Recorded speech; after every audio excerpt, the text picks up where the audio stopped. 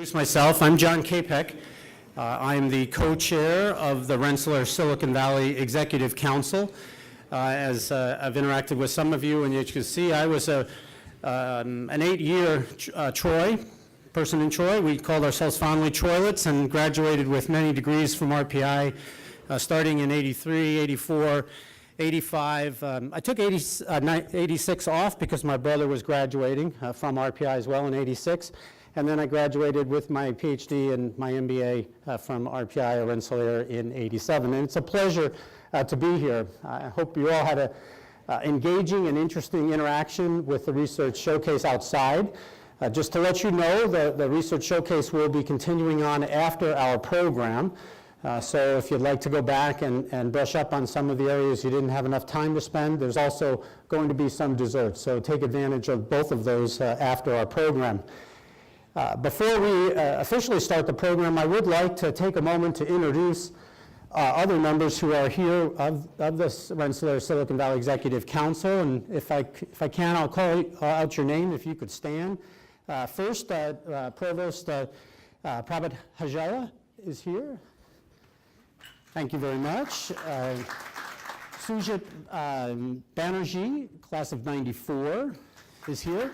Deepak and Karishma Chandari, who are parents of their two sons who are here joining us this evening, parents of class of 2018.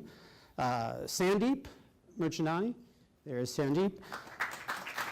Cheryl Pearl, there's Cheryl, there she is, Cheryl.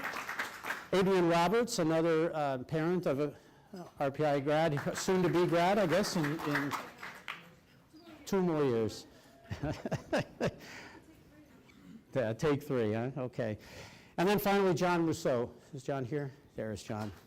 Thank you for all joining us here this evening.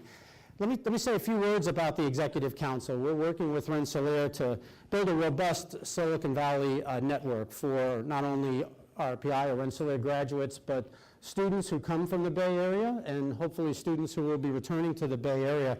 We really have 2 primary objectives, and one is to create a network and an opportunity for parents, students, and alumni to interact with, as you know, and as we know here in the Bay Area, a very unique and very special part of the country.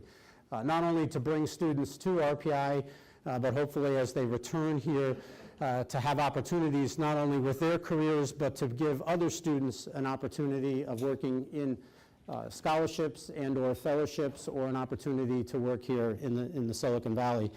I hope many of you might consider joining us. We're 9 on the Executive Council, and we can plan to continue to grow that over the course of time to really sponsor these type of sessions. And it's a pleasure actually to be here. Opportunity to invite 2 very remarkable students to join me here on stage to share with you their Rensselaer stories, as we all have ours as graduates of the institution. So please welcome me in bringing to the stage Naya Brown, who's class of 2019, and Mr. Gino Gasparo, who's class of 2018 and 2019. So if the 2 of you could come up to the stage.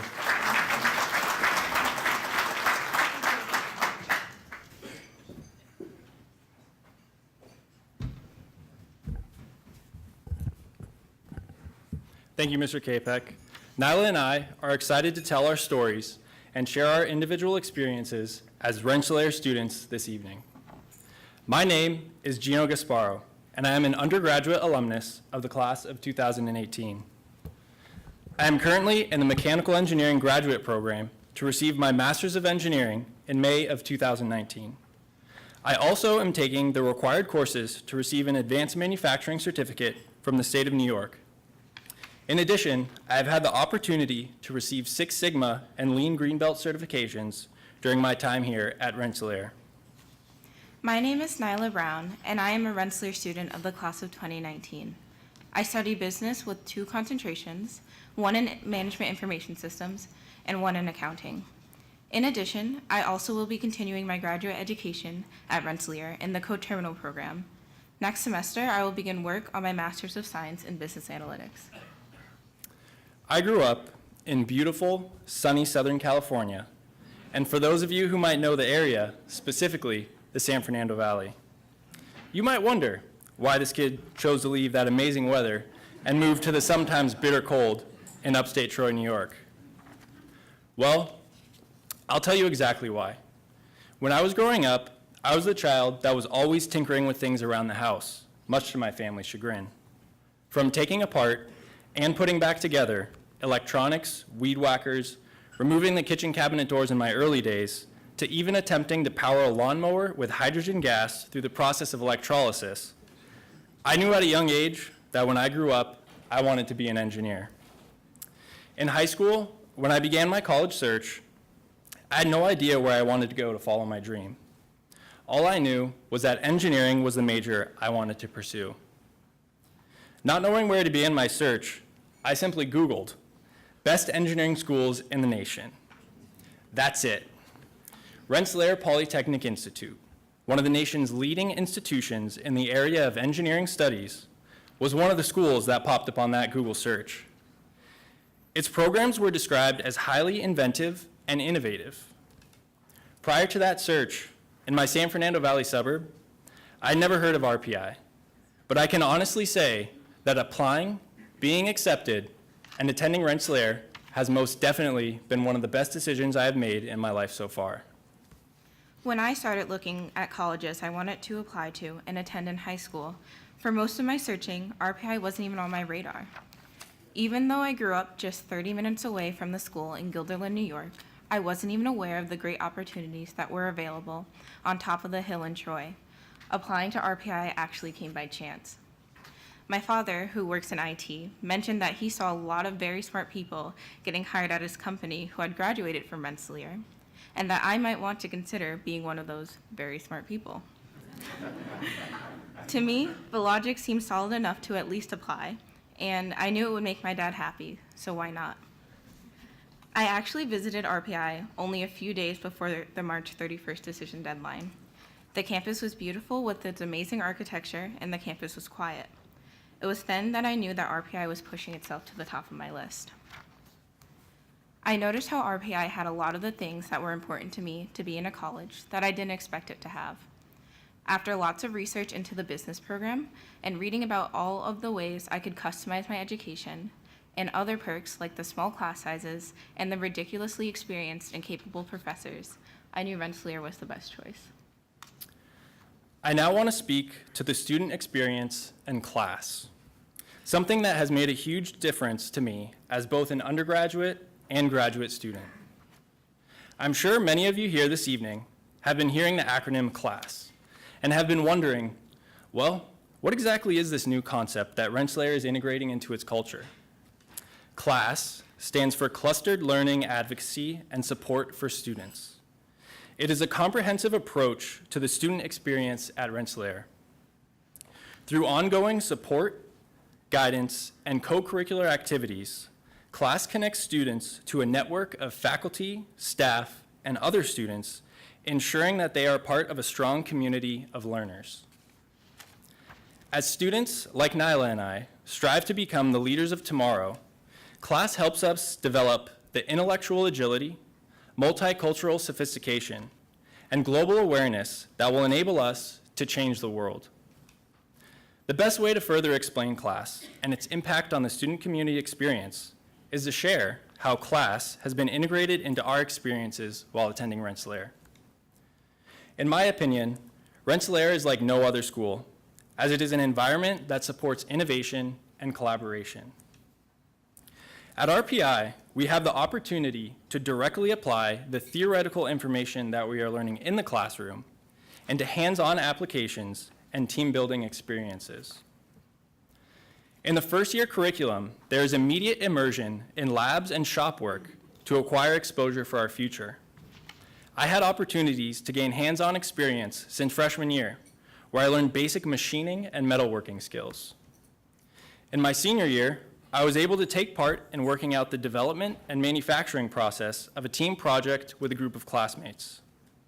Last semester, in my master's program, I had the opportunity to develop a high-speed machining and manufacturing process for a local bicycle company in the upper New York State region. It is classes and projects like these that give us students the opportunity to have a firsthand look at what it is actually like to work as an engineer in today's world. Class has made a difference to me as well. As a senior, I can say that I've definitely made the best decision. I have had many experiences building things during my time here. I developed a marketing plan for a local startup in Albany and designed an inventory management information system for a bagel shop. Outside of classes, I am on the Rensselaer Motorsport team. While on the motorsport team, I have been able to practice my skills that I learned in school in a technological environment. While the engineers build an autocross car, I and the other business team members focus on a business plan and managing the finances of the club. Lally School of Management graduates often find themselves in highly technical companies, so participation in this club has been a great experience. Undeniably, for me, the most rewarding group I have been fortunate enough to be a part of is the I Persist mentoring program. This program gives a select group of students the opportunity to teach and work with incoming freshmen in the subjects of calculus, chemistry, and physics. I was a recipient of help and fellowship from this organization during my first semester of my freshman year. Coming from California, I did not know anyone, so I was a bit nervous to fly across the country and begin a new chapter in this unknown territory. This mentoring session was blocked as one of my first classes during my first day. The Calculus 1 mentor that was running the session was very personable and made me feel welcome in the Rensselaer community. As a result of the wonderful experience I had with this program, both academically and personally, I took advantage of the opportunity to apply to be a part of the mentoring team at the end of the semester. I wanted to give back and do the same for the future incoming freshmen. After going through the interview and sample teaching process, I had the opportunity to be a math mentor in my sophomore year. During my junior and senior years, I was one of 4 senior math mentors, where we teach not only the incoming freshmen, but act as mentors to the students who are new to the mentoring team. In addition, during the summer of 2017, I was asked to be a Bridge Scholar Mentor. This program is very similar to the I Persist mentoring program. As a mentor in the Bridge program, I had the opportunity to teach a much smaller group of students during an intensive 2-week on-campus program, followed by a 4-week online course leading up to the start of the fall semester. This program was developed to help strengthen the participants' Calculus 1 skills prior to starting their first semester at Rensselaer. During this program, I was able to welcome and introduce these participants to what life was like at Rensselaer before they even started their first semester. In addition to teaching calculus, we went on weekend outings with the participants, such as whitewater rafting, playing ultimate frisbee on campus, and spending a day at a local lake. This was a very rewarding experience and was another opportunity where I was able to help students as they started their scholastic career at Rensselaer. While participating in the I Persist Mentor program and acting as a Bridge Scholar Mentor, I have had the opportunity and pleasure to get to know and work with many faculty and staff members in the RPI community. While I have been completing my master's degree curriculum, I am still active within the mentor program and am currently helping the faculty members in charge to further develop and continue to improve what is already an amazing program at Rensselaer. The classes, clubs, and organizations that I've been involved with have made a major impact on my life and really played a huge role in making my experience at RPI the greatest it can be. Through class, so many great spaces to be a part of the Rensselaer community have been created. Being a part of the Red and White Student Organization was one of my early ventures that I pursued during my first semester of my freshman year. I had first been introduced to the club during Navigating Rensselaer and Beyond Week. This is a series of activities planned for incoming freshmen that give students an opportunity to become part of the community the week before classes start. I participated in the group's day trip called the Traditions Tour and loved learning about the rich history of RPI. I wanted to learn more and be a part of this group. As soon as applications opened, I applied and interviewed. I'm so glad that I made that decision. Over the years in Red and White, I have learned so much about RPI and have educated fellow students about our history as well. I have also been able to meet so many amazing alumni and hear some very interesting stories of when they were students here. Being able to play cello in the Rensselaer Orchestra during my college career has also been a dream come true. I remember my first semester here, the orchestra played my favorite symphony, Dvorak's Symphony No. 9 from the New World. It was also the first piece I ever played in MPAC, which was an experience like no other. Last semester, as many of you know, the Rensselaer Orchestra played at Carnegie Hall. That was my first time playing in the historic venue, and it was a great way to round out my time in the orchestra. That is so amazing that both you and I had an experience during practically our first week on campus.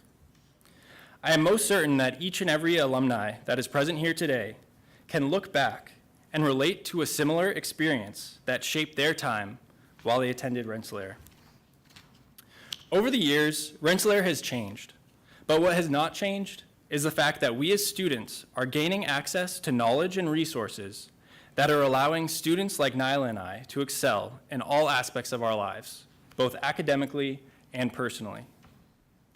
Because of the knowledge and skills I have gained during my time here at Rensselaer, I was fortunate to get an early taste of the real world of engineering. During the spring 2018 semester, I was on a co-op working for Hasbro in Pawtucket, Rhode Island as a project engineer on the Play-Doh team. Yup, that's right. I did, in fact, get paid to play with Play-Doh. I went into the co-op wanting to perform to the best of my abilities and to leave a good impression of myself and as a student representative of Rensselaer Polytechnic Institute. I was lead project engineer on 15 projects for Play-Doh, with one of the projects slotted for TV exposure and expected to be one of the largest forecasted items for the fall 2019 line. I owned the required engineering development responsibilities, made sure that the project stayed on track, and worked to make sure that any issues that arose were addressed and solved immediately. I truly feel that because of the education I have received, I excelled and performed above and beyond my responsibilities as a co-op student. My great education at RPI has also led me to my current internship. As an intern at the New York State Office of Information Technology Services, my schooling around the basis of becoming a business person who understands and can communicate with their more technical peers has prepared me in a unique way that helped me to stand out from other applicants. My responsibilities at work revolve around analyzing data that is internally generated by the organization and generating reports to monitor and ensure productivity. Being held to the well-known, high-level expectation of performance at RPI prepared me well for the work world and helped me to bring that same level of performance to my internship. As I am now in my last semester here at Rensselaer, I am still pushing myself to learn more. Whether it is pertaining to my master's project, where I'm developing a product and the required manufacturing process that will deal with pollution emissions produced by construction equipment, working as a teaching assistant for a manufacturing class where I am supervising and training students within the Manufacturing Innovation Learning Laboratory to produce several hundred units of a product, or as I continue to work on other projects within my remaining curriculum, I am continuing to develop my breadth of engineering knowledge. I can look back on all the moments and lifelong friendships that I've made here, and I can say that I am a proud undergraduate and soon-to-be graduate alumnus of Rensselaer Polytechnic Institute. Gino and I truly thank you for your contributions that allow students like us to experience this invaluable first-class education and the opportunity to succeed in life. Rensselaer has become much more diverse, both academically and culturally, and welcoming of new ideas and majors. For example, contributions to the music program have helped to make the new bachelor's degree in music a reality. As well as the advancements and changes that are being made to our current campus infrastructure. For instance, the Manufacturing Innovation Learning Lab, a place where I spend most of my time on campus, allows students like me who are interested in manufacturing to design and create products that prepare us for working in the field of manufacturing engineering. As we depart from Rensselaer, there is one thing that will forever stay in our hearts and minds: the fact that we are proud to be alumni of Rensselaer Polytechnic Institute, where we gain the knowledge to excel in life, to learn to be thorough, and pay attention to every detail as we become the next generation of alumni that pave the way with innovative breakthroughs in all fields of science, technology, engineering, mathematics, and the arts. We encourage you all to seek us out tonight, as well as the other students who are here, to ask us more about our experiences at Rensselaer and how class has impacted our time here. Talking to us will allow you to see how the new changes, including the integration of class, have benefited us and will continue to benefit future generations of Rensselaer students. We also wanted to remind you about an upcoming opportunity that supports Rensselaer students like Gino and I. Help us celebrate our Pi Day on March 14th. Stay tuned for more information on how you can join the Rensselaer community in participating online, and maybe even join one of our challenges. We would now like to introduce the visionary advocate for class and a host of other groundbreaking advances in education and research over the past 20 years. Please welcome the 18th president of Rensselaer Polytechnic Institute and our president, the Honorable Shirley Ann Jackson.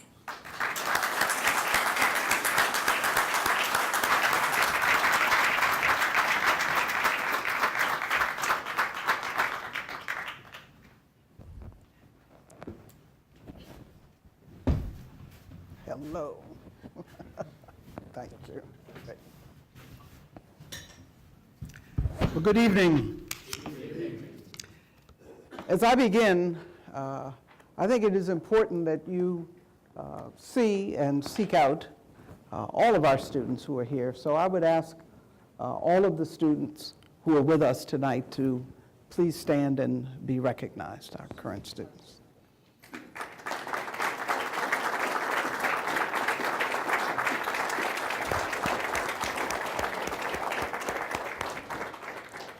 I also would like to have you meet members of the President's Cabinet, the leadership team, and I would ask all of you to stand and be recognized, and all of our academic deans who are here.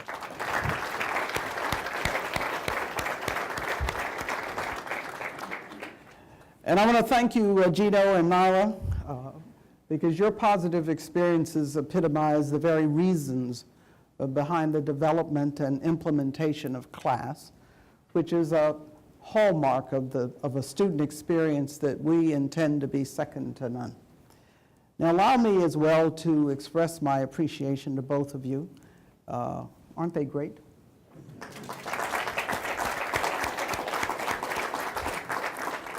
And I also want to express my sincere appreciation to you and your classmates who have joined us here this evening to share their respective experiences at Rensselaer, because in the end, you are the next generation of global game changers. And I want to thank all of you for joining us here at Ground Zero for the venture capital industry to discuss the role and future of venture capital with 5 towering figures among our alumni and alumnae. And let me take a moment to introduce one who is not on our panel, but who is a Rensselaer trustee, and the others you will hear about. I'm talking about Mr. Frank Fisher, who is a trustee and entrepreneur and business leader. Now, sociologists and management experts point to the community of venture capitalists in this region as a key differentiator between Silicon Valley and all other innovation clusters. Now, one of the reasons why the success of Silicon Valley and the larger Bay Area has yet to be duplicated elsewhere in the world. Now, according to the PricewaterhouseCoopers Money Tree report, $99.5 billion in venture capital was invested in the United States in 2018, with nearly half of that amount, $46 billion, invested here in the Bay Area. Now, for the sake of comparison, in all of Europe, with approximately 100 times the population of Silicon Valley, Just $21 billion in venture capital was invested last year. And of course, venture capitalists contribute more, far more than dollars. They contribute as well their profound knowledge of emerging technologies and entrepreneurship, and their ability to link promising startups into the innovation ecosystem, where those young companies can find the financial capital, the people, and the expertise required for growth. Now, given the amount of talent that we have lent to Silicon Valley, it is clear that Rensselaer Polytechnic Institute is an important contributor to the innovation ecosystem of the Bay Area and to other innovation ecosystems around the globe. History and the life cycles of technology suggest that 4 elements are essential and necessary for a robust innovation ecosystem. First is a strategic focus on the greatest of challenges, which clearly include mitigating climate change, the need for clean energy, sustainable infrastructure, and new materials, and the intelligent allocation of natural resources. The great challenges include issues in human health, including the need for new strategies for dealing with conditions such as Alzheimer's and autism, as well as emerging infectious diseases such as Zika. The challenges also encompass national and global security. Now, in earlier times, national governments and international agreements provided such strategic focus, but governments, multinational agencies, and the world have changed. Now, the second required element is the generation of transformative ideas. Now, fundamental research plays an indispensable role in generating such ideas, although the commercial applications of its discoveries may not be apparent for years, even decades. Now, universities are the largest performers of basic research, and basic research unites seamlessly with our mission to educate. Now, I hope you had a chance to meet and see some of our transformative faculty who truly are doing transformative work. And I want to ask all of them to stand and please be recognized.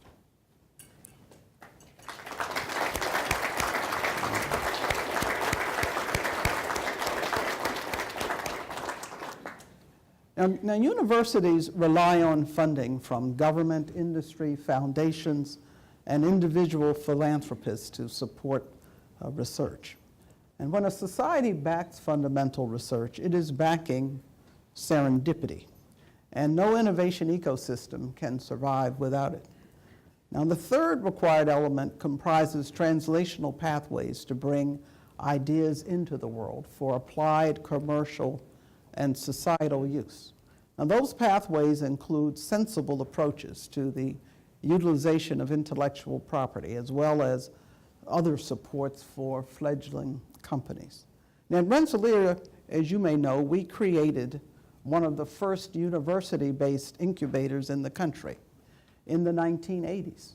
And today we use a distributed incubator model we term the emerging ventures ecosystem. The fourth necessity is capital to make the system run: human, infrastructural, and of course financial. Now, developing the human capital to fuel a robust innovation ecosystem is of course where Rensselaer shines. However, as a nation, this is not something we are doing particularly well at in recent times, particularly in terms of drawing the complete talent pool, of drawing young women and minorities into STEM fields. Now, nationally, in the fields of computer science, engineering, and physics, the already small proportion of bachelor's degrees awarded to young women and African Americans are almost inconceivably actually shrinking. Also worth noting, 2020 is the year when the majority of children in the United States will likely be minorities, and there is an enormous wealth gap between white households and African American and Hispanic ones. At Rensselaer, one of the key goals of transformative Campaign for Global Change is in fact to create an endowment that will allow us to bridge the gap between the cost of the education we offer and the ability of students from all backgrounds to benefit from it. And Rensselaer, historically and today, has a fairly large proportion of our students of all backgrounds who are first-generation college goers. Now, as I'm sure everyone here is well aware, our innovation ecosystem also has always relied on international talent. In 2017, 52% of the doctorates in engineering and 50% of the doctorates in mathematics and computer sciences awarded by American universities were earned by temporary visa holders. Yet current immigration policies threaten our ability to continue drawing the world's best and brightest here, and major research universities already are experiencing a decline in applications and in the actual enrollment of international students. Now, infrastructural capital also is crucial, and this may include research and development facilities that no single fledgling company could possibly afford. Partnerships among universities, entire industries, and government that allow technologies with broad implications to evolve are one answer. The 14 innovation institutes of the Manufacturing USA Network, an idea that arose out of a report on advanced manufacturing whose production I co-chaired with Eric Schmidt as a member of the President's Council of Advisors on Science and Technology, offer an example. And Rensselaer, I'm pleased to say, leads in 3 of these institutes devoted to clean energy, smart manufacturing, robotics, and biopharmaceuticals. Finally, an innovation ecosystem does need financial capital. Venture capital investment and the willingness of venture capitalists to take risks that banks cannot take has proven to be a crucial fuel for innovation in Silicon Valley and elsewhere. The question is, can venture capital investing help us to address humanity's greatest challenges? Now, how can we ensure that technologies that could improve lives on a grand scale, strengthen economies, do not fall through the gap somewhere along the way from invention to the marketplace? And given what is happening in other nations, is the United States poised to continue to lead the next era of technological disruption? Now, to answer these questions and more, we have with us a panel of true experts. So please allow me to introduce them to you. Our first guest is a member of the Rensselaer class of 1960 and a trustee emeritus of Rensselaer Polytechnic Institute. As founder and managing director of Baruch Future Ventures, he currently invests in early-stage companies focused on resource-scarce and climate-sensitive markets. He also founded the venture capital fund Formation 8 in 2011 and CMEA Capital in 1988, where he personally led investments resulting in 15 initial public offerings and 8 mergers and acquisitions. Earlier in his career, he founded Microwave Technology, a leading supplier of gallium arsenide integrated circuits, where he served as CEO for 6 years.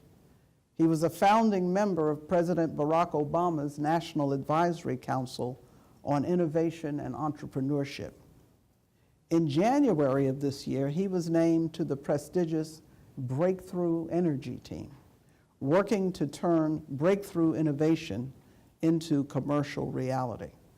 He joins Bill Gates, Jeff Bezos, Michael Bloomberg, Reid Hoffman, John Arnold, Richard Branson, David Rubenstein, and Jack Ma in this effort. They're really lucky to have him. Please join me in welcoming Mr. Thomas Baruch.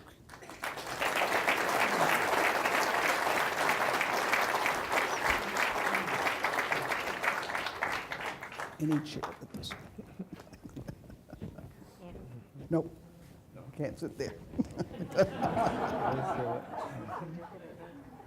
Our next guest is a member of the Rensselaer classes of 1983, 1984, 1985, 1987, and 1988. This is an individual with a bachelor's, 3 masters, and a Ph.D. from Rensselaer. And as you have heard, he chairs our Silicon Valley Executive Council. He is Executive Vice President of the global healthcare company Abbott, where he leads the venture investment organization. His previous roles at Abbott include serving as Executive Vice President of Medical Devices and Senior Vice President of Abbott Vascular. Before joining Abbott, he served in executive roles at Guidant Corporation and at Eli Lilly and Company. So please join me in welcoming back to the stage Dr. John Capek.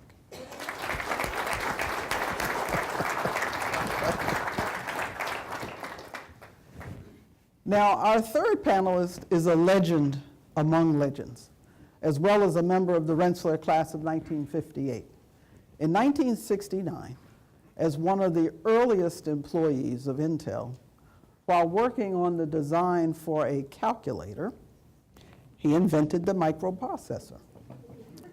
Now, in 1980, he became the first Intel Fellow, the highest technical position in the company, before leaving to join Atari as Vice President for Corporate Technology. He spent the latter part of his career assisting attorneys in patent litigation, including as Chief Technologist at Techlicon, Inc.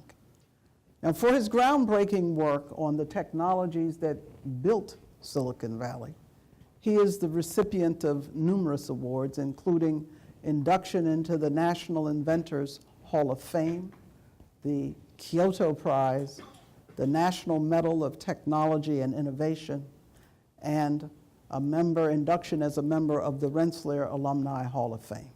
Please join me in welcoming Dr. Marcian Tedhoff.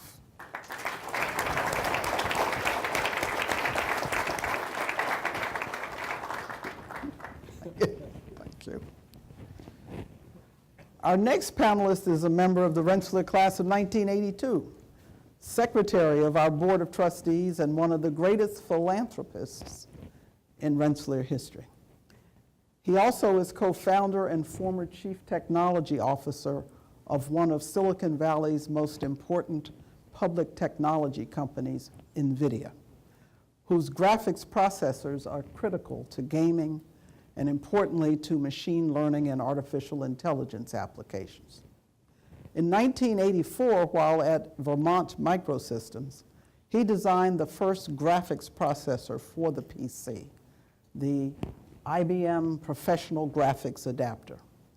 Before founding NVIDIA, he was senior staff engineer at Sun Microsystems, where he architected the GX graphics products, including the world's first single-chip graphical user interface accelerator. In all, he has almost 200 US and international patents to his credit, all of which relate to graphics and input and output. Please join me in welcoming Mr. Curtis R. Preem, for whom the Curtis R. Preem Experimental Media and Performing Arts Center is named.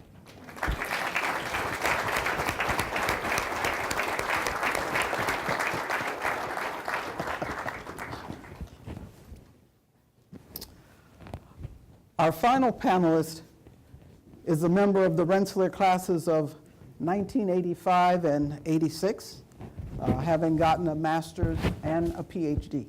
from Rensselaer. And he, too, is a Rensselaer trustee.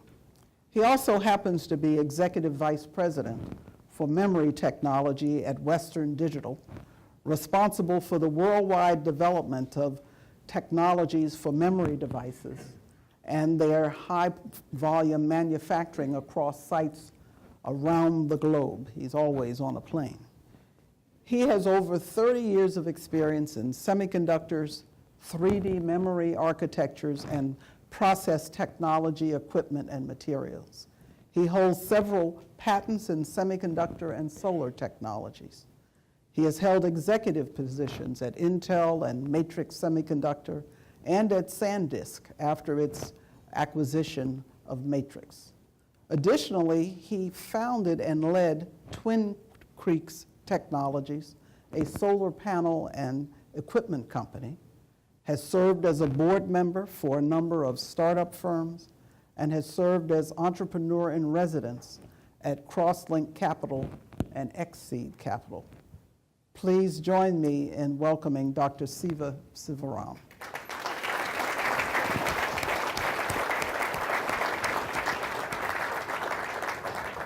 Thank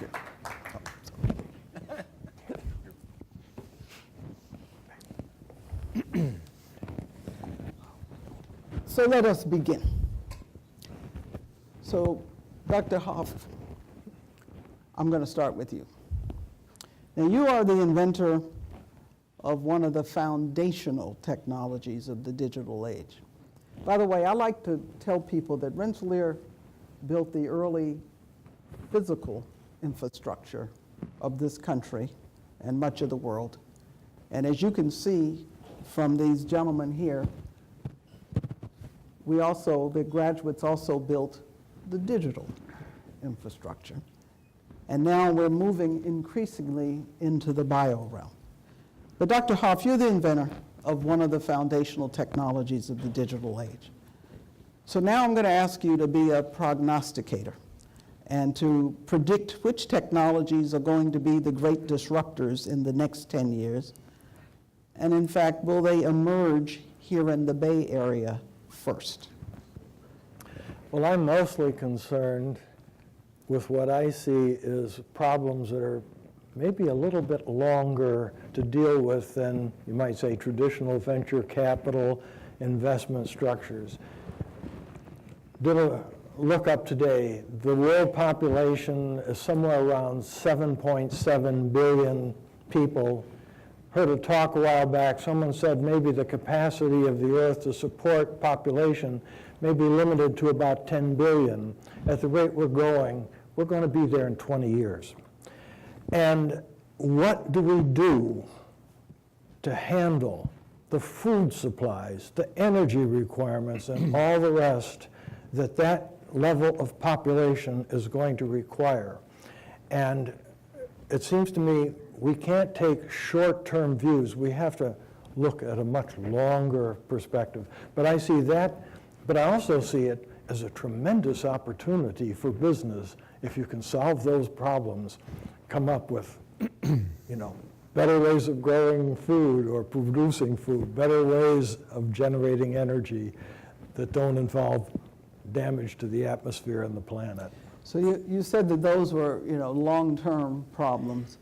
Do you think that then venture capital will remain a key to advancing and bringing into societal use those technologies, and will it remain a key differentiator for Silicon Valley? Maybe some of the other people who are in the venture capital area, but my view has always been whether the funds are derived from, most tech companies plow quite a bit back into R&D.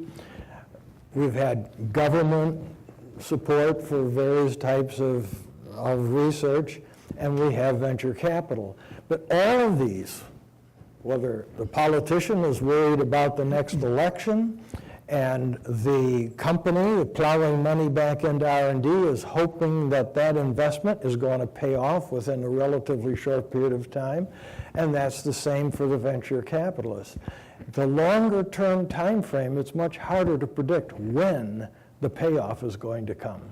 Well, I think we have someone here who's going to speak to that shortly.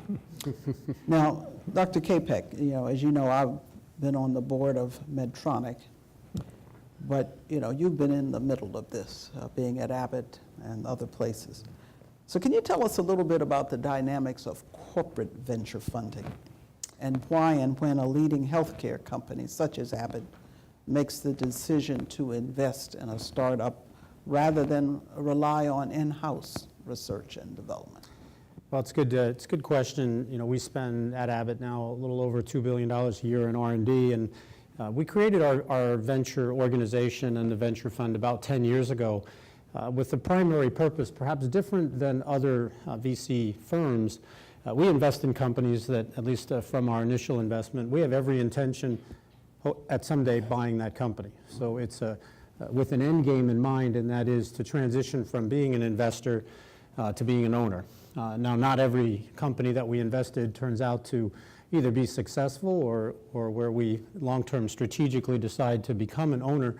But we do that generally to have an opportunity of accessing technologies that are either new to our organization or targeting a different clinical problem, and in our case in medical devices, something either outside of cardiovascular or our core business. And the ventures we get involved in, early stage companies, have a much higher risk profile than perhaps we fund internally. But it's also a means by which not only we're acquiring technologies, but we're also the opportunity to acquire talent. And the talent that resides in a startup company tends to be the different talent that may reside in a larger, more established company. And we look as an acquisition form a way to bring that into the organization. So it kind of allows you to fill some white spaces and to do what some people might refer to as tuck-in acquisitions. Yeah, and generally, and as you know, and I think Mark knows, we completed a fairly large acquisition of St. Jude Medical in the last several years, $26 billion, where... That's not a tuck-in. No, and where we were investing in areas we would have historically called white space, which all of a sudden became core business. Right. And in that regard, the opportunity of investing in these startup companies over the last 10 years, it made us a much more informed buyer when it came to buying a much more established business, because we not only had been studying the markets, we had been in the game, albeit with smaller entities that we were nurturing within our ventures division. So what do you see as some of the most exciting opportunities in healthcare, biotech, and pharmaceuticals? Well, there's... Yeah, it's the world, but... there's basic technologies that are moving, things like 3D printing, which are allowing products to be built that previously had not been possible with more traditional manufacturing. We're also seeing a very significant migration and really integration of consumerism into medical devices. So we would call that the consumerization of healthcare. And companies like, as I would say, the other A's, Alphabet, Amazon, and Apple, as they consider getting into healthcare, their view of what a healthcare product is very different than our historic view. And we were always very patient-centric or even physician-centric, and they approach things from a public standpoint. And I think that's going to be very exciting and really bring forward wearables as something more than staying connected on the internet to managing your health on an ongoing basis. Absolutely. So Dr. Sivaram, you are a founder and CEO of a company named Twin Creeks that devised a transformative production tool to reduce by 90% the amount of silicon used in photovoltaic cells, with the goal, of course, of cutting solar cell production costs dramatically. Now, clearly the world needs new energy technologies. But in 2018, which was a banner year for venture capital, the energy sector actually received relatively little venture capital investment, while software startups had record levels of investment. Now, is venture capital, and I'm trying to hold Tom back here, is venture capital working well for products based on the physical sciences and engineering, for technologies outside of the software arena? Yeah, I got to experience the venture industry across the board. I was an entrepreneur in residence in a VC firm getting Twin Creeks started. Then 2 startups in between where we raised hundreds of millions of dollars from venture capitalists such as Tom. And we repaid them well. And now on the other side, just like Abbott does, we do, from a corporate venture side, do venture investing across the board on small size to medium size to large acquisitions. Venture capital clearly has a unique role to play in making bets on very high risk, high return opportunities. throughout our history, throughout the history of the United States, it has done it. The Pilgrims came to the United States on a venture-backed effort. I don't know if you know that or not, that's true. They actually got a term sheet on that. And all the way through the railways, as you called it, the physical infrastructure of building bridges and the early coal industry, the steam engine, all had venture backing. But now, as the size of the industry has grown, they have gone mainstream and are starting to go along with trends. More food delivery apps that get more backing. A lot more companies of relatively minor risk, but they want to invest along with everybody. It's those few venture capitalists who have stayed on and do invest in physical sciences that take a longer time to mature. A physical sciences idea, whether it in biotechnology or whether it is semiconductors or whether in energy, takes 5, 6, 7 years before you start to see the first revenue. And then it takes another few years before you can scale it up, during which time it requires a lot more capital. So venture industry has gone away from investing in those and just gone on into more and more software industries. I do think that trend also will change. Given how far data has become important, data-driven transformation of many industries is just beginning. Every industry where you start with a piece of hardware and then develop large solutions is going to leverage very large volumes of data. And there, I do think the venture industry is going to play a big role. So let me put out a question to the panel as a whole. This, again, relates to things that come out of the physical sciences and engineering.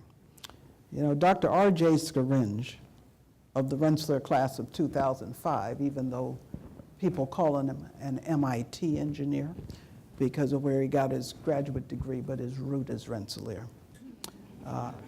He is founder of an electric vehicle company named Rivian, whose high-performance all-electric pickup truck and SUV are greatly anticipated. Now, Rivian has been described as a slow-rolling startup, founded in 2009, but only beginning production next year. Now, clearly, Rivian found patient capital and, of course, just raised $700 million in a funding round led by Amazon. Now, do we need new sources of patient capital to address the great challenges? I mean, where will those sources derive from? I mean, does it take an Amazon or the other A's, or which might be Abbott, to provide that kind, or you know, does that move us away from what people think of as the traditional venture investment model? Anyone want to venture a thought here? I will, only because we have more eminent members that are staying quiet. The traditional sources of venture funding, large university endowments, and high net worth individuals will continue to be the source of funds. What will be different is the international source of these funds. There is large amount of wealth that is created and available across the globe these days, and the movement of money across the borders. You've seen SoftBank from Japan raising money from Saudi Arabia and other places and investing everywhere around the world. That kind of movement is what is going to cause the venture industry to go change and find new sources of capital for these. Anyone else want to make a comment?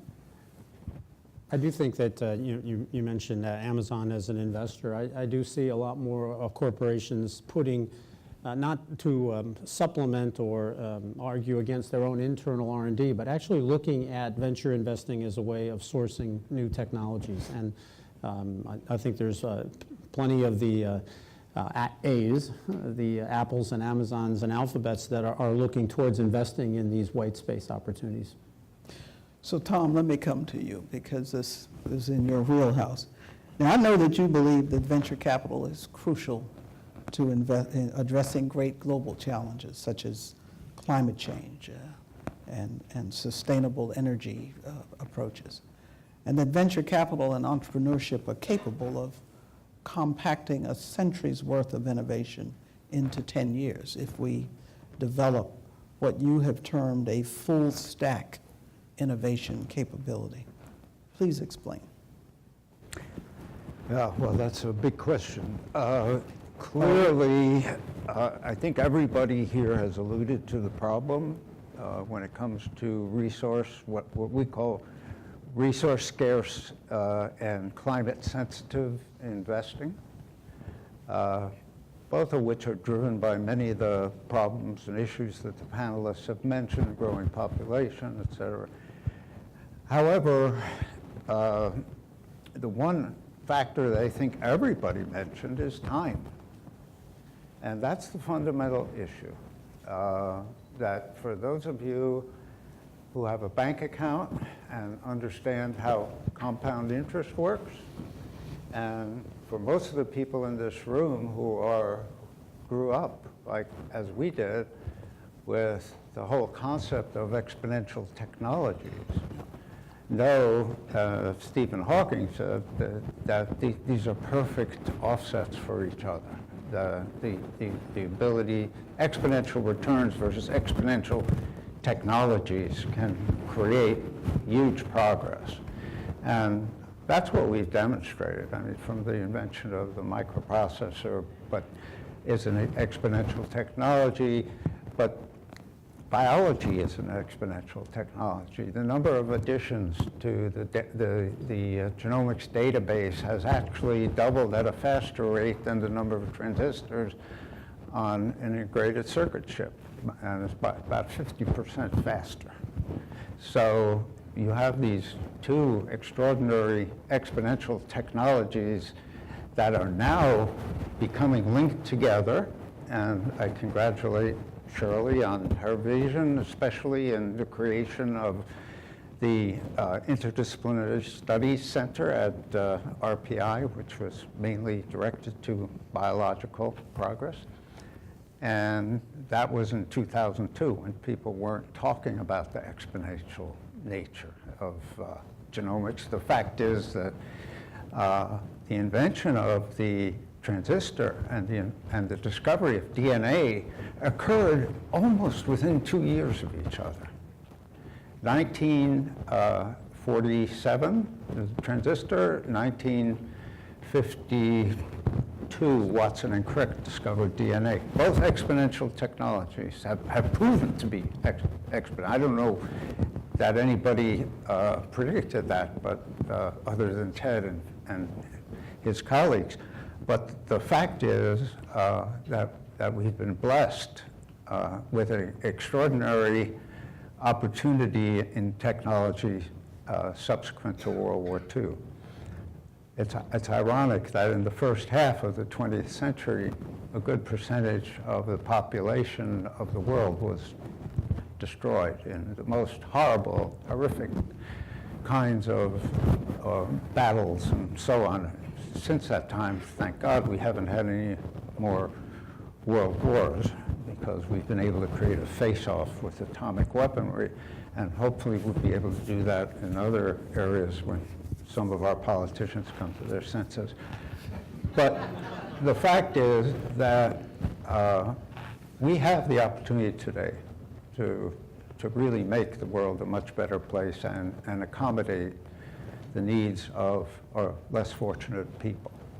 And it's going to be ultimately the product of the intersection of these exponential technologies and possible others. So the role of data, which several of you talked about, huge. The ability to connectivity, to connect devices, to connect all kinds of devices, synthetic biology, all can lead to solutions to these really difficult problems around carbon, decarbonization, carbon management. And We're seeing it happen. We're seeing it happen. The thing we had to prove was that we could do it in 10 years or less. So the conventional wisdom, when Bill Gates formed Breakthrough Energy Coalition and Breakthrough Energy Ventures, he went to his 24 best friends and asked them each for $50 million, and he raised $1.2 billion, and the idea was that we're going to face off against this 20-year time frame. But 20 years doesn't work. And nothing you do in 20 years really makes an impact. And on top of that, the risk is so great between year 10 and 20, at least looking at it from today, that you can't possibly predict what's going to happen 10 to 20 years from now. You have a hell of a time just predicting what's going to happen from now to 10 years from now. So the issue is that we have to put to work these technologies and these combinations of technologies as a means to make progress, as a means to create tools that can enable us to develop products in 10 years or less. And it's not about more money or more people be willing to treat investing as a charitable activity. That doesn't work. Investing is about making money. And as long as we have a free enterprise system, it's the only thing that will work. So doing good by making money is possible. And we set out to show that 5 years ago, and we've made tremendous progress. We've been able to apply very simple tools, nothing fancy, to integrate marketing and technology development in such a way that we can get a product to market within 10 years. And we measure that by determining the market capitalization of the companies that we back. We start from zero. All of our investments are seed investments.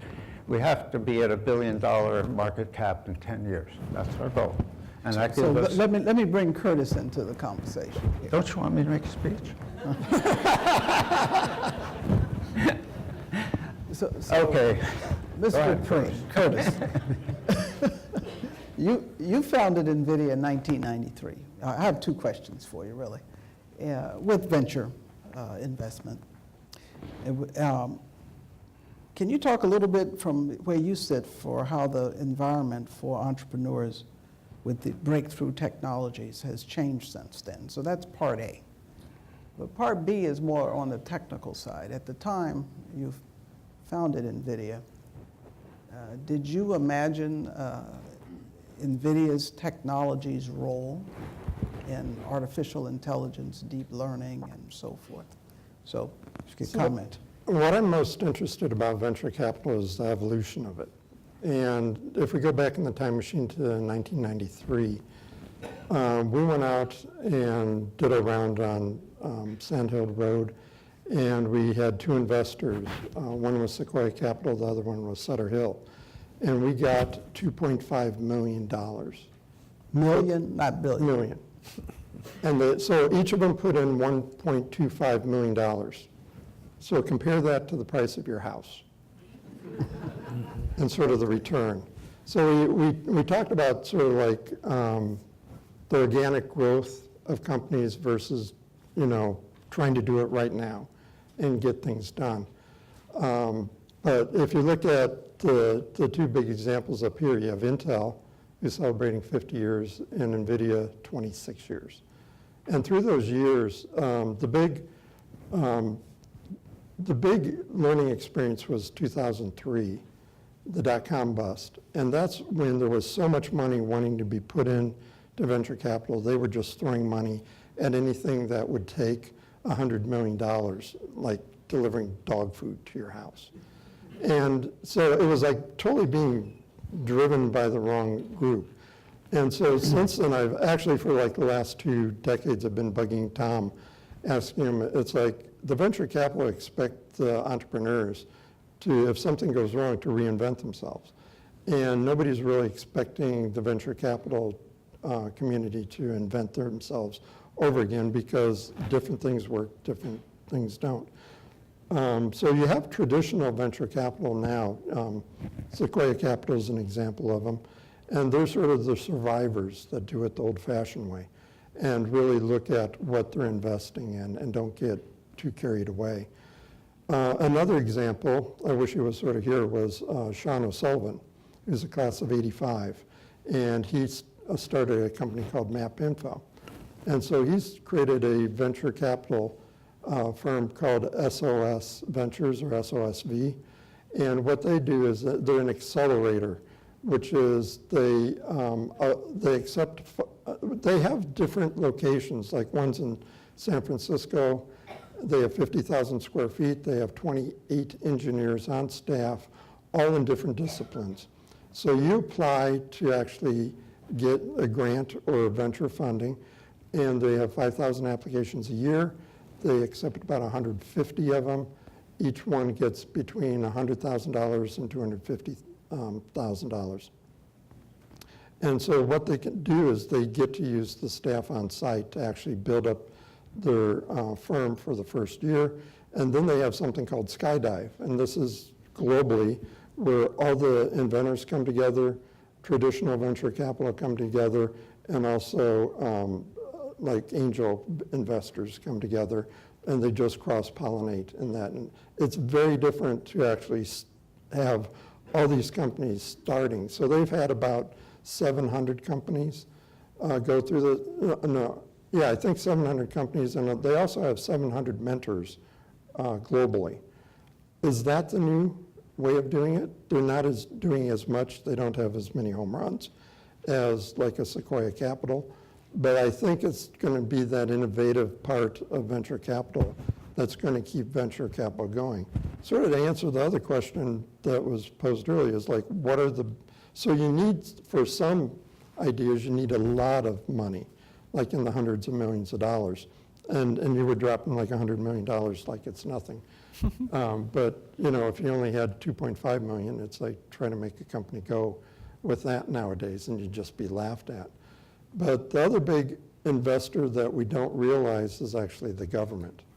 And the government is sort of doing it in a very quiet way through rebates and through investments, but they have an infinite amount of money because they just keep printing it.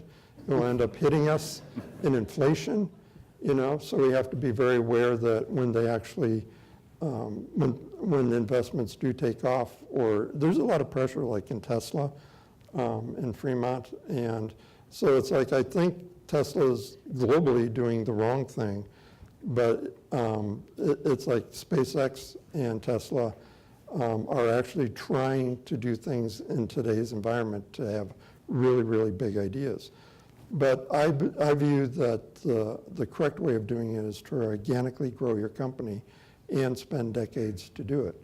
The difference between, to get to your second question, did we envision NVIDIA and what it was doing? And the answer is actually yes. The difference between Intel and NVIDIA was Intel, when the chips were going up and doubling every 18 months, was they were putting more cash on the chip. And then they realized they need to put a few more cores on the chip. So you can actually go out and buy, I think it's about $9,000, $10,000, a 22-core server chip. At NVIDIA, because what we started off with was actually putting in like engines, floating point engines, to do the work. And we were going to expand the number of engines that you had inside a chip. So the current chips, you can just go, and you probably have them in your computer already, if you have a gaming computer, has like 3,500 engines per chip, and it's 12 billion transistors in that chip. And so that's just going to keep doubling. So then the question comes up is what is going to be used with that sort of compute power? And the answer very early on was we picked graphics because we wanted to hit the point of realistic renderings in real time.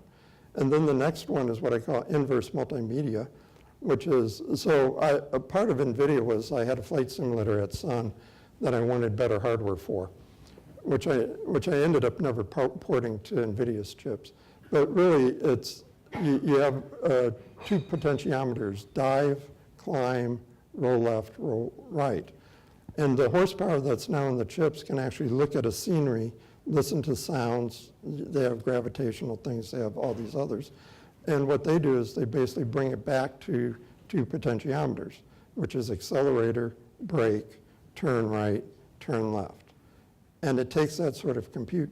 And also what they're doing to actually do their autonomous driving algorithms is they're using one group to create realistic renderings of images in the real world, and they have another group that basically uses the same hardware to actually analyze those. So is that the root then of why the NVIDIA technology people view as being important in AI and machine learning? Yes, but I believe it's only isolated to, right now, it's only isolated to basically multimedia or inverse multimedia. If you want to do deep data learning, I mean, NVIDIA may disagree with me, but I think that's where IBM sort of has a corner on the market with the Watson computer and algorithms.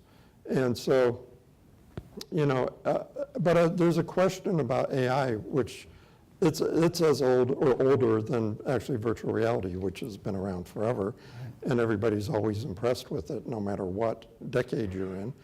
But at a certain point, I always ask the question, is this just really, really good software programmers using really, really, really good hardware to create something that we think is human-like? So we have very few cars driving around by themselves, but how many billions of people can actually do the same function? So at this point, I'm not impressed, but give it another 2 decades, and you're going to have so many, you know, engines on these chips. You know, it's beyond your imagination what you can actually go do with them. Well, we could have a discussion because of the fact that I think what's really missing is the need to go from machine learning to reasoning. Yes. And even some ability to have a little ethics in the... And that's why we invested in CISL. Right. Thank you for advertising that. Right. So I do agree with you about government being a hidden investor. But government is a hidden investor in another way. Many times when we have these discussions, we talk about exploiting technologies. But particularly those of you who have the Ph.D.s and so forth, those technologies really come out of research. And government has been the biggest historical, in this country, funder of research, particularly in universities. And so now there's some, you know, worrisome signs.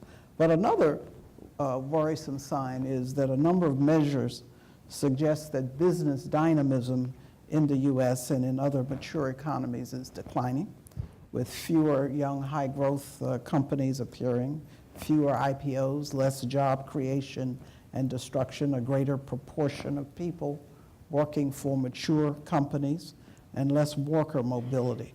Now, is this something you think is real, or is it just something that, you know, people want to talk about? And if it is real, what do you think we should do about it? Any of you have a thought? We do worry about, in this information-centric universe that we are in, losing the connection to the physical world and to the humans.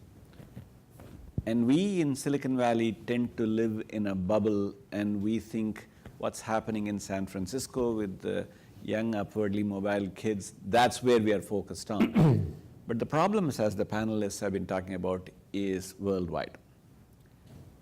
Whether how China is getting billions of people out of poverty into higher productive places, or in India, where there is a very large number of people coming out, young people who are looking for jobs, or in Africa, as it is coming out of its isolation into being a vibrant economy. In all of these places, that last connection between what we do here and to the humans is a big deal. Manufacturing as a science, without the research to go with it, either one or the other dominating, has never worked out in the long term. We do need to make sure there is that physical connection, there is manufacturing that follows along with the developments in information sciences. That's the one worry with the way we are growing here, is that we are losing that last connection to the physical sciences. Well, I think every population looks to the future through different lenses, right? So people who are well off look in one way. Look, just climate change is a perfect example, right? Because the only people that seem to worry much about climate change are people who have a lot of money. And the people who don't worry about climate change, it's just too low on their needs list. And they can't make the translation from climate change to other things. We can do that, but their lenses are asymmetric, whereas ours are very symmetric. We see this as this big global problem, and that's all there is to it. And Well, let me push back a little bit on that, because in point of fact, if you look around the globe, some of the countries that are the most affected by climate change are the countries that are not wealthy, developed That's right. economies. And a concern has to do with creating essentially climate refugees and mass migrations as a consequence of that. And that can affect countries around the globe and exacerbate geopolitical tensions. So in that sense, it is a global problem. Well, people have competing priorities.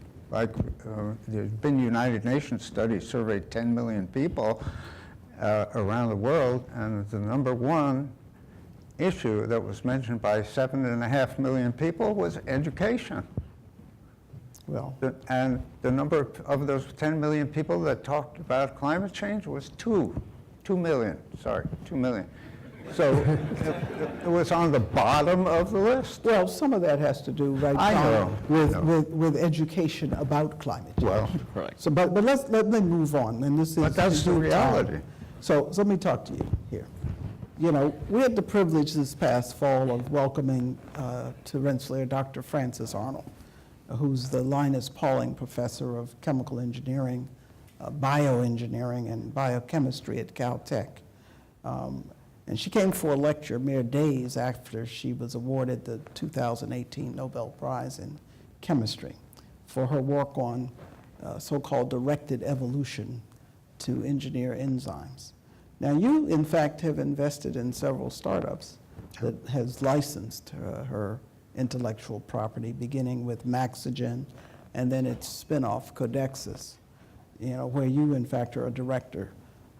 Could you briefly tell us what these companies are doing and how that investment came about?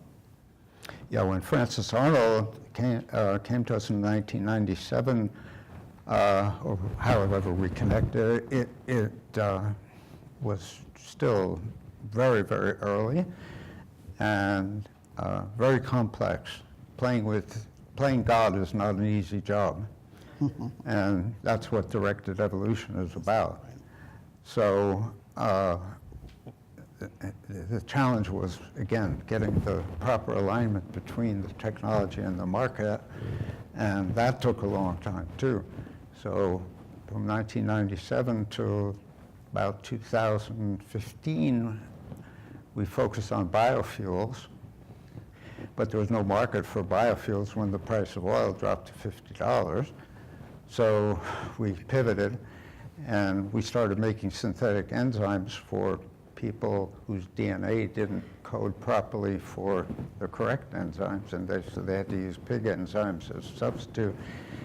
And our enzymes are probably thousands of times more effective because they're very precise, and they know exactly where to go when they're in the human body, and they know what metabolic pathways to trigger, and so on and so forth.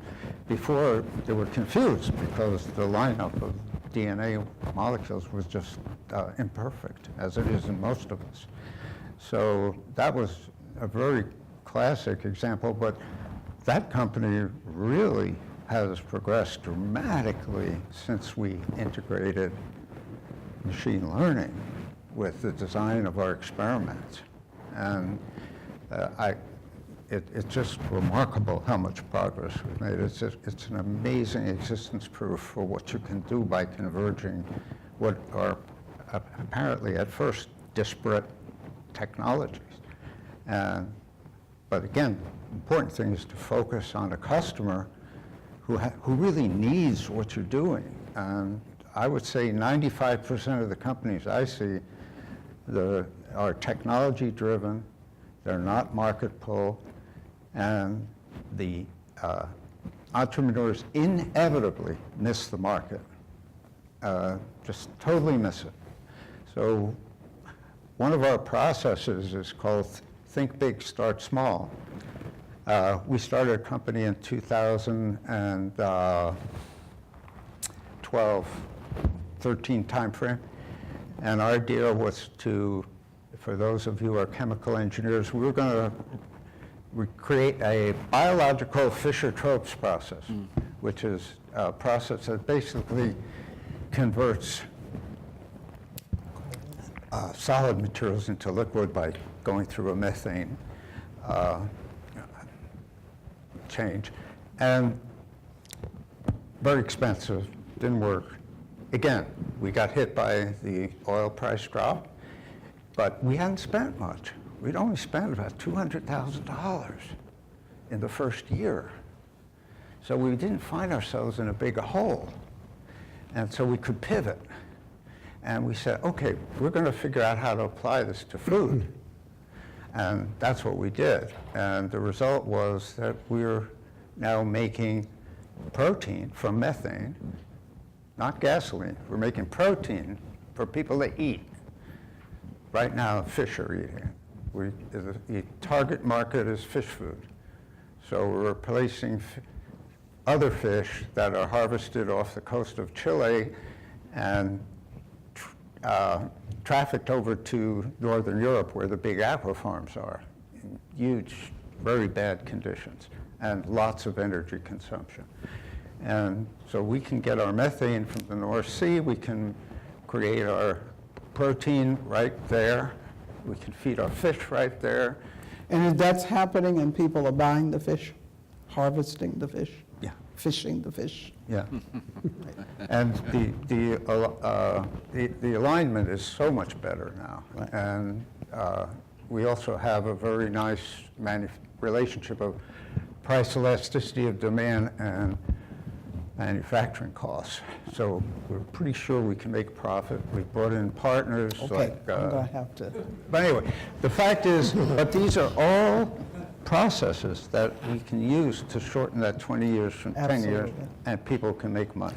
Well, I think a key point you made is being able to bring the data in and Yeah. the data science and marry it with the actual, in this case, That was the key in biochemical both companies. processes. That's probably important as well in the whole business you're in, Tom. I mean, John, I keep confusing you with your brother. But, Easily confused with my brother. right. Yeah, I think not only data processing, but not only the information that's collected from a single patient, but information that's now collected over hundreds of thousands of patients, not only here in the U.S. but around the world, and analyzing that data both for individual feedback to improve a patient's care, and then also to look at a population of patients and what the right approach is towards treating that population. So are HIPAA requirements and inhibition to progress in this arena? It's a challenge. I think not only HIPAA requirements are important here in the United States, but also the challenges in the international markets in Europe. And a lot of our implantable devices now are can be tracked remotely. Moving that information across country borders is a challenge. And then also analyzing the data across patient populations and then using that data to provide an improved outcome for a particular patient. Right, so it's a population study, bringing it then to improve programming on an ongoing basis. I think the challenge we face in the medical field, perhaps different than some of the other innovators here, is the regulatory environment, whether it be the FDA here, the Chinese FDA, or the European Union, have a significant requirement on our devices. So Ted, did you imagine that it would come to all of this? Well, I have a copy of a magazine where I co-authored an article in January of 1970 in which we predicted we would have the cost of semiconductor memory below a penny a bit within 2 years. Now, if you stop and think about that, to one typewritten page to store the data that you put on that paper for maybe a penny would have been several $100s worth of semiconductor memory. I say 10,000, 20,000 to 1 ratio. The ratio is about the same today, but it's the other way around. It's now maybe 10,000 times more expensive to put that data on a piece of paper than it is to have it in semiconductor memory. However, the way that was accomplished, the feature size that we were using back when that article was published in nanometers was in the order of 10,000 nanometers. We have shrunk the feature size, and that means the resolution of the printing process by which we make integrated circuits, by roughly a factor of 1,000. We probably can't go too much farther. The spacing of silicon atoms is about 1/5 of a nanometer, and we're talking about feature sizes today in the order of 5 nanometers. So we probably can't continue this shrinking process, so we may be coming to, but we have made an enormous amount of progress in cost of storage and in computing power. But even there, in computing power, we touched on artificial intelligence. I mean, one of the issues today is computers and automation taking over a number of manufacturing jobs where we recommend people get training so maybe they can program a numerically controlled milling machine or something of that type. But how long will it be before, if we really do artificial intelligence, it will be the computer learning how to program itself rather than have to have skilled people? Well, I will tell you that we are using the machine, so to speak, at Rensselaer to develop the next generation machine to design. So, it has utility. But Siva, has silicon run its race? So as I was listening to you, Ted, we were all worried about how are we going to shrink it to that dimension. The wavelength of the light we use to pattern, as you call it, is about 193 nanometer. But the pattern we are creating is 5 nanometer. Right. Taking 193 nanometer, meaning taking a wide brush, that big wide, and painting Mona Lisa's eyelid is what we have accomplished. But we know, as you said, maybe we get that small and we can't go any smaller. That's when we started to go up. So you were talking about a penny per page. Now we build a 100-story skyscraper. And every time the elevator stops on a floor, there are 4 bits waiting for you. And on something that's about the size of a pizza pie, we drill 1 trillion holes. 1 trillion holes in about that size piece of silicon, 100 layers thick, 4 bits on each one of them. So we can give you a terabyte, unbelievable amount of storage, a terabyte, which probably holds most libraries in the world can be in about that big a device. In your thumbnail, we can give you a terabyte today. So that's far your invention has taken us now.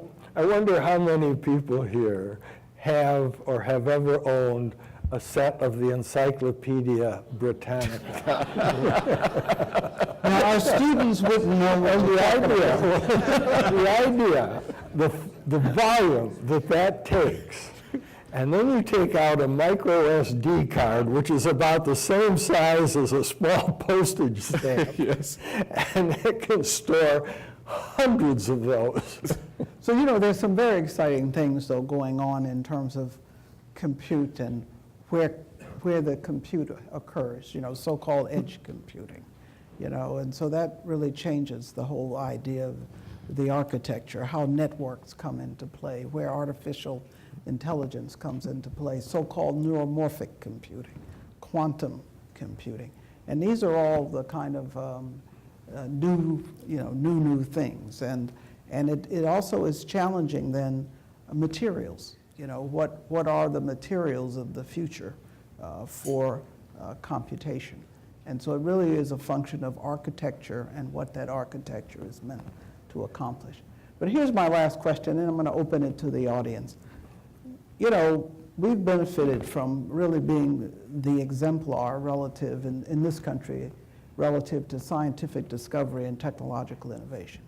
But we're not alone in the world, and so you know, many countries are making massive investments vis-a-vis developing competitive advantage. Are we going to stay in the lead, and what should we do? I'm actually worried because we kick around the term technology so much. Yes. But take a look at the big hitters in Silicon Valley, which I have a problem with. And like you have Google, you have Facebook, you have the DNA sequencing companies. That's all about them acquiring your data so that they can mine it and then market more stuff to you to actually buy. And to me, that's not impressive at all. So we need to sort of get back to the fundamental technologies. We're kicking around, you know, how great we can, you know, on these chips, we can store so much information, but we can't get the data off of it because we have bandwidth problems. So I'm not even using flashcards anymore. I go to Western Digital website and they have a sale every once in a while, and I buy refurbished 1 terabyte drives for $20. Send it to you. I have drawers full of them, and I just hand them out because the bandwidth on those are incredible compared to the flash drive. Didn't solve that issue because it's like it's a very narrow bus trying to get all that data off, as opposed for, you know, disk drives. You know, it sort of works.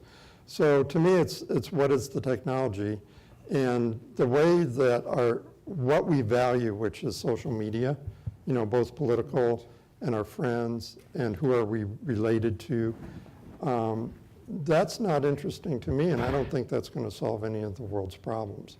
So we have to refocus back to technology and not to these gimmicks that we're seeing. If we continue with these gimmicks, we are going to fall behind. If not, we probably have already fallen behind already. Right. So, please. I understand what Chris is saying, and some of my same view. We seem to be raising a generation that's hooked on things like Twitter and Facebook. It brings to mind the stories of ancient Rome, where the authorities staged lavish amusements to keep the population fully amused and unaware that the empire was collapsing around them. Right. And I'm afraid of generating this, so be careful. Producing a generation along the same. Feeding engineers to the lions. So let me open the floor, and I'm going to try to go by section so that I don't forget anybody, because it's too easy to keep looking in one direction. Is there a question from over here, please? Hello, thank you. Hopefully it's on. Thank you. I'd have a question, and it concerns what you mentioned earlier with half of the students who are enrolled in graduate studies in the United States being international students, and that trend likely to continue. My question is about the impact that has geopolitically when international students who are obtaining masters and PhDs return to their home countries and develop technologies that then get intertwined with the local politics in those countries, and when they're exported to other countries, because there has been some issues around countries encouraging the development of companies to develop technologies that are then controlling other countries, controlling the infrastructure of other countries, whether it's their water systems or their internet connections or et cetera and so forth. And so I'd like to ask, what's the vision for harnessing that talent at the graduate level for the benefit of the U.S. in this global geopolitical back and forth? Now, I can speak to that, but do any of you wish to speak to this? Siva? So I can relate to it. I was born in India, came to Rensselaer, got a first-class education, incomparable education for both my master's and Ph.D. Got to work in the Silicon Valley, now being a productive member of the U.S. society, paying lots of taxes and being together here. So one of my financial advisors says it's a first world problem. It's a first world problem. My son, who was born here, educated right here, not far from this hotel, now has moved back to India to be in a renewable energy company on the field. Now, do I want to restrict it? My bigger worry is the immigration issues that are trying to stifle this level of movement. When I got out at that time, I could get a green card and a citizenship relatively quickly. I truly wish the minute you get a master's or a PhD degree from RPI, somebody gives them a green card right there at graduation, stays with it. I hope we get enlightened to that. I mean, there has always been discussions going on. I think you're right. I think that the fact is that people that go back probably will not have been successful here anyway, because it's the system. It's the capitalist system that really works for us. And if somebody doesn't want to play the rules of the capitalist system, then they should go back. Yeah, except I think what Siva is talking about is the fact that it is harder now for those who want to stay here. Exactly. To stay here. And I think most university presidents, particularly of research universities, that's true. would strongly agree with Siva about the ability to have that visa converted into a green card. So to finish the question that you asked, in the end, what we are looking for is, hopefully, and I'm sure it is happening, when a person, a young man or a young woman gets a degree out of RPI, they have the ethical grounding that goes with it. That whatever they invent, whatever they produce, wherever they are staying true to those ethics and values. That's what we are hoping that our young students are able to come out of. And we are working on that. Let me see if there's someone in this section. No? Please.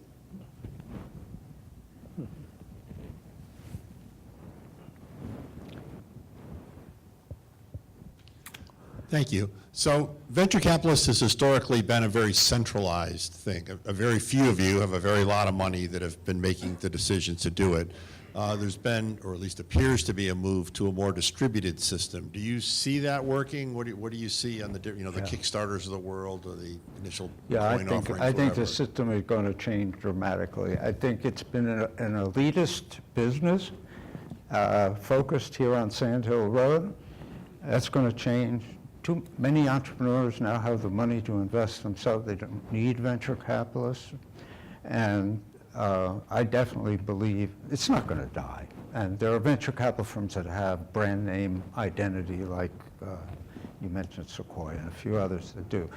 But there's so much competition now, and you really have to be thematic in the way you make investments. It used to be just shooting ducks in a barrel. There was way more demand for venture capital than there was capital. And so few venture capitalists had almost an oligopoly. They used to swap deals at the Pacific Union Club in San Francisco. That's going to completely change, that whole elitist mentality. In addition, for really difficult problems like climate and resource scarcity, some of the other things, it's going to take more than one element. And Shirley brought this up. It's about financial flexibility. It's about programs, policies, and public activities, and it's about technology, but it's not just about technology. And again, there's a whole mentality of pushing technology at markets like dog walking apps and that kind of thing. It's not going to keep going, because now you have to get into software stacks, you have to do a lot of multiple integration of different variables, and it's not going to last. The party's going to be over. John? Yeah, I actually think in healthcare, we are finding there's fewer and fewer venture capitalists that are focusing in healthcare, and fewer dollars. And I think it comes because what obviously time was mentioned before, is we have in healthcare, you've got technical risk, then you have clinical risk, and then you have regulatory risk, and now obviously we have reimbursement risk, and this is now complicated by the healthcare systems around the world being very different.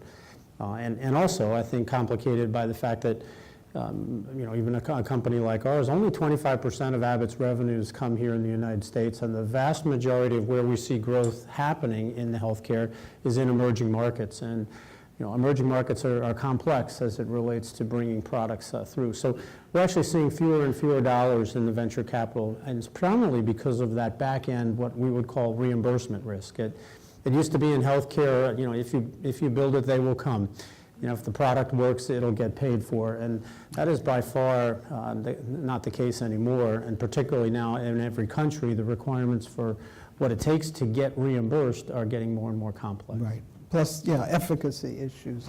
Here, is there a question from this section? Okay, they're shy. The next group. All right, please. Hi. Ravi. Keep talking. Hi, Ravi Kiran. I got my MBA from the Hartford Graduate Center through RPI, so I'm very proud to be here. My VC question was asked slightly, but to extend on that, this is a global environment where VC investing is happening. So that's really important to ensure that proper dollars flow into entrepreneurship.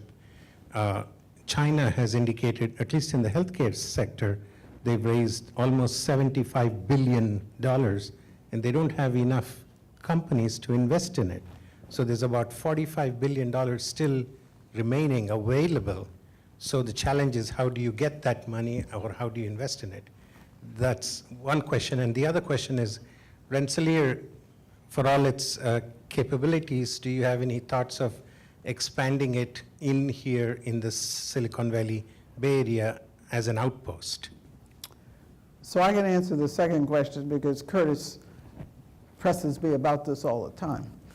And the answer is that you mentioned that you had gotten a degree from Hartford, and we've migrated the model to being more blended and online.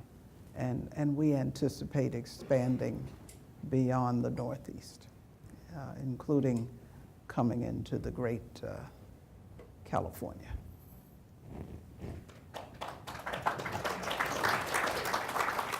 Did I see a student, please?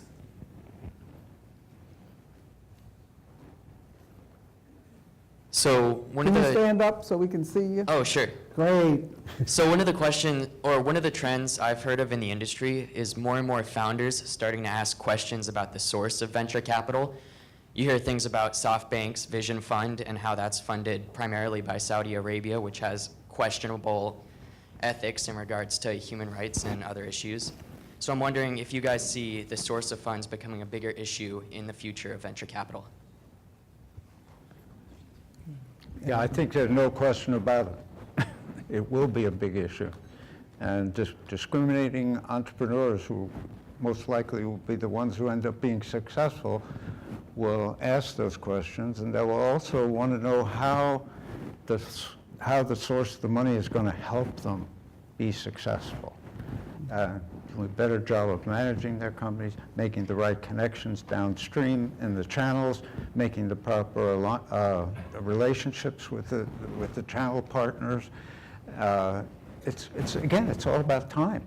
If you have good quality venture investors who can help you, it might not take 10 years, it might take 8 years. Well, that's a huge difference. Yeah. Young lady back here, please. So my question is about the legal system in the country. And, you know, when we first, as a immigrant, when you first come here, you're so excited because you can just buy a train ticket or a plane ticket. You know, it's just simple. And for most of us in coming here, you can get electricity or gas. And so you love the legal system. You think this is great, there's cops. But when I sold my company, you know, I did the math on the buyer and the seller and together how much money we just spent on lawyers, thinking about, you know, all the things that we could do to screw each other. So as you know, I mean, in general, especially in the world of startups, and I think more and more about it all the time when I work with startups, how much do we need a rehaul where there's laws for the way we want to do business with, direct business with people across the table, with each other. And that's one of the things that is interesting about blockchain. Anyway, just your thoughts. Anyone? Curtis? Whenever we sign a contract, the goal is to actually put everything into a single page. And if you can't do that, then there's something wrong with the business deal. And then that turns into a book behind it. Now, the lawyers basically have, if you have a good lawyer, and you can explain what you're doing to the lawyer, and I get to the situations where actually the lawyers are working together trying to figure out how to make it happen as opposed to defend each other. But if you can get it into a single page, then you know that you're on the right track. Our lawyers always had 4 more pages of stuff, but it's boilerplate in case of weird things happening. But that's not where the money's going. And we do contracts in like less than a day. And because we work with the other party and we know the other party so well that we come to terms and we know that we don't want it to go bad because there's no more future business or philanthropy or, you know, relationship. So I think a lot of it has to do with the people involved and the lawyers that you hire and who you're actually trying to cut the deal with. So I don't put the blame on the lawyers. Actually, in the university, you know, we have an interesting situation because there's a lot of intellectual property generated. We work with companies, some of them quite large, and as well as having our faculty who want to create companies and spin them out of the university and so on. And in our case, the university actually owns the intellectual property most of the time. So what we try to do is to structure basic templates where things are laid out pretty straightforwardly so that in fact, you know, one is not haggling over every little thing. And so we found that works pretty well for us and things can go pretty smoothly if something of value comes out of the work. So is there any other student that had a question over here? Please. And then we're going to close out the program, I think. Hello. So my question revolved around open source and this movement towards where companies, their primary product is open source, can be easily copied by other companies. And my question is, will there be an issue with venture capitalist confidence in investing in a company where their biggest product is essentially open source?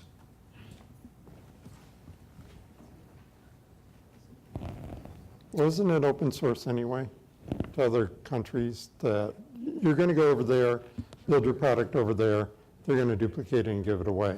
Talking about Shenzhen. So Yeah. I'm not quite sure what open source means anymore. I think we're going to close out. I will mention two things relative to a question about venture capital coming from other countries and what people want to know about the source of them. That's always a big sensitivity at universities about where the money comes from. And so there are protests and and universities divest sometimes and so on. And so that's on the kind of social ethical side. But then it depends on what the investment is in and how sensitive the technologies are viewed to be.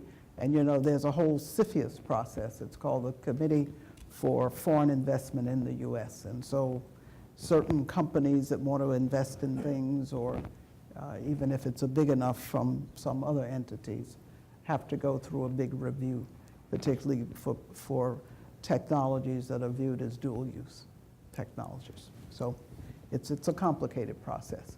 Well, I want to thank our panelists and have you help me thank you.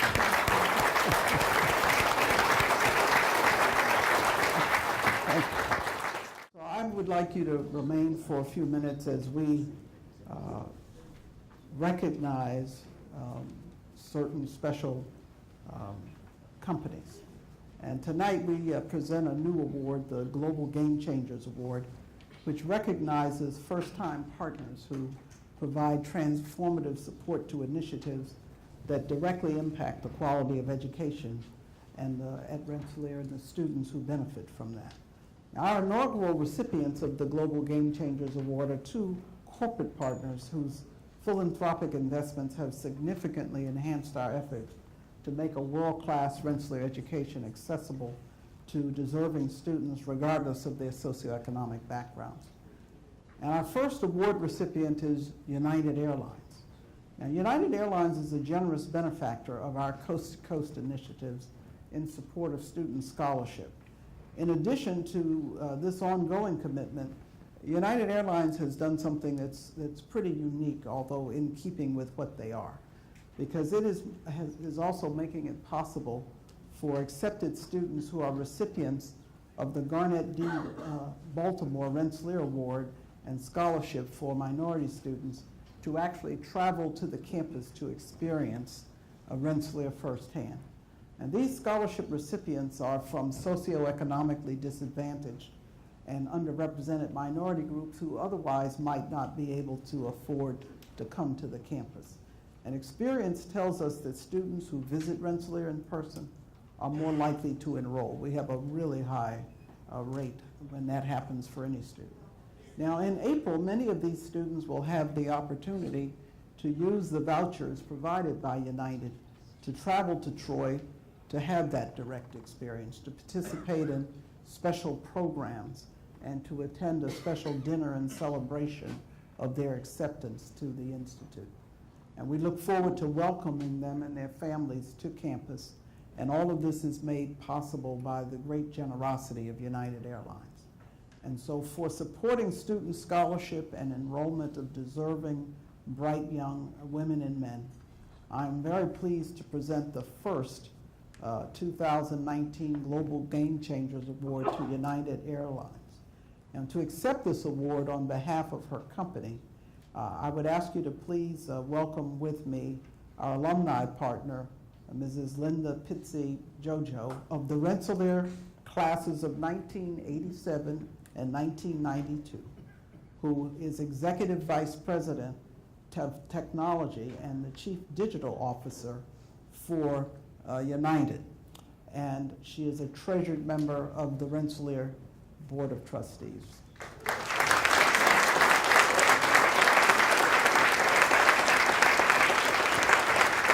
Thank you. Thank you. Thank you.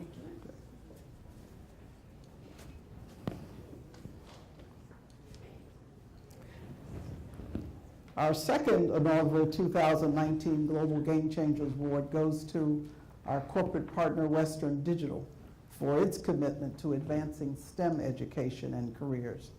Now, the Western Digital Scholarship Program, established in 2018, encourages and assists worthy and capable students from underrepresented and underprivileged backgrounds in the United States and around the world to realize their potential as the scientists, technologies, engineers, and mathematicians of the future. And I'm pleased to announce that in its first year, 36 Western Digital Scholarships for STEM were awarded to talented and deserving students currently pursuing their world-class education at Rensselaer. In addition, Western Digital is committed to supporting the Arch through the creation of numerous internship opportunities for Rensselaer students in their junior year to spend the full semester away from campus there. And this opportunity will allow our students to gain real-world experience and make invaluable connections. And so for supporting scholarship and career advancement opportunities for students of Rensselaer, I am pleased to present the second 2019 Global Game Changers Award to Western Digital. To accept the award on behalf of his company is someone you already have met, our alumnus partner, Dr. Srinivasan Sivaram, who is Executive Vice President of Memory Technology at Western Digital.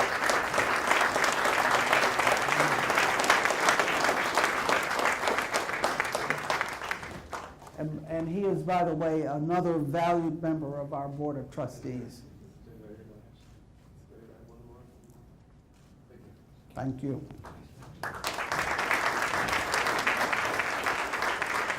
So please join me again in congratulating both of our award winners and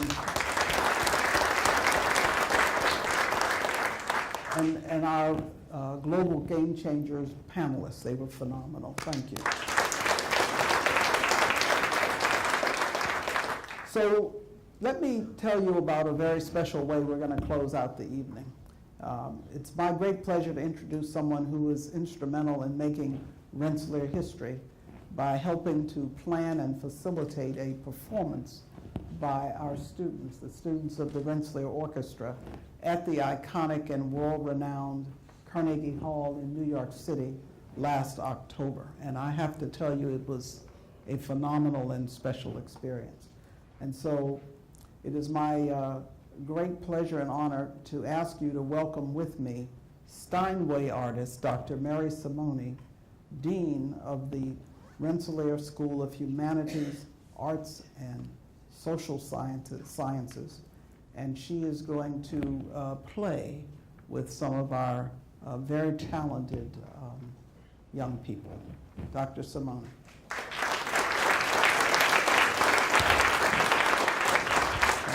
Thank you very much for that kind introduction, Dr. Jackson. We're going to change it up a little bit here. So instead of fascinating discussion, we're going to treat you to some fascinating music. We have for you tonight the piano trio by Edward Lalo, Opus 26. I'll be performing with two students, John Perrin on violin, recently completed his Bachelor of Science in Computer Science and Engineering, and is currently pursuing a Master of Science in Information Technology. And then also Frank Peters, who's in Biomedical Engineering, class of 21. So please welcome to the stage Frank Peters and John Perrin.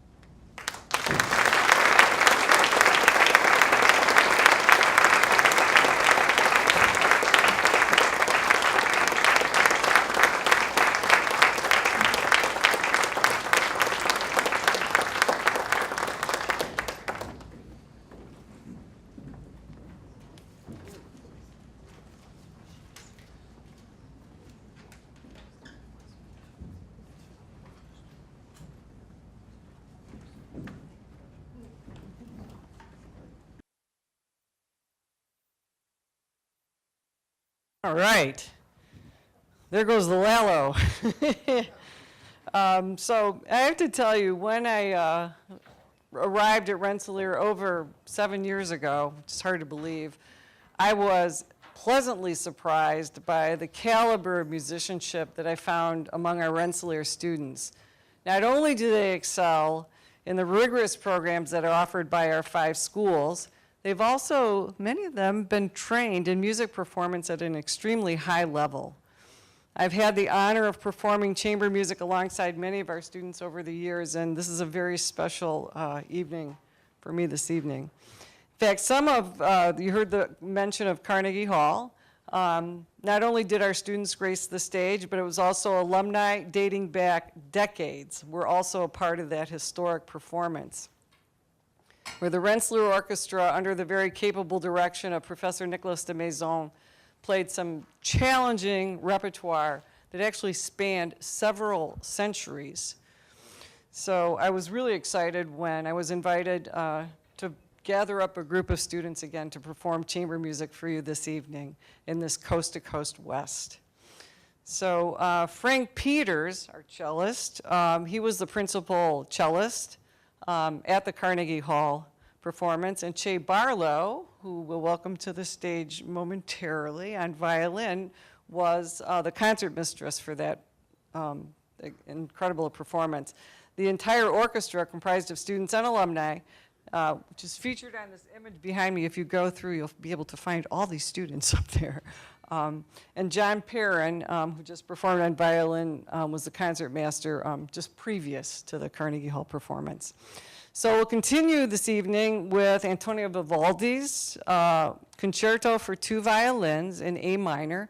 I'd like to welcome to the stage again John Perrin and Che Barlow now, who is a recent alum and is getting ready for medical school. Frank and I will play the part of the continuo, excuse me. After our performance, the continuo should probably, it was harpsichord and viola da gamba, but we don't have either one of those things here, so we're going to make do with a Steinway Grand and a cello.